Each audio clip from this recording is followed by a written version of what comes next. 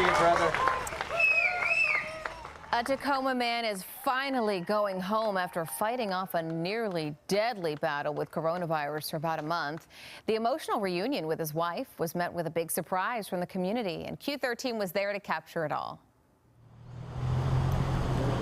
Big day.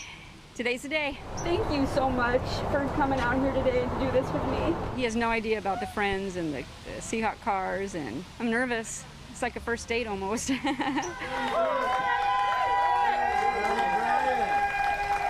They've waited 24 days for this moment. An emotional one, too, as both Tammy and Brian broke down. More than a dozen close friends showed up to the hospital in Puyallup to surprise Brian with a proper send-off home. Love you, B. Many of them decked out in Seahawks colors to show some love to one of the team's biggest fans. And I think it was really important that we come out here not only to show support for Brian, but also show support to all of the coronavirus victims across the country, as well as the healthcare providers who provide all of the care for them. Brian wouldn't be here without his dedicated doctors and nurses who didn't stop trying. About a week after he came down with COVID-19, he nearly stopped breathing.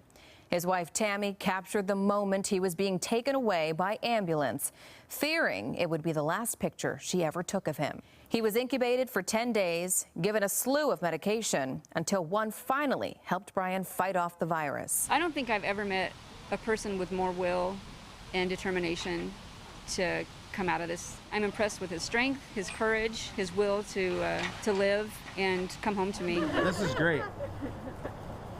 Didn't expect it, but this is great. A second chance at life. He really kicked COVID right in the fanny, and it's a miracle that he's here. One that Brian says he will never take for granted.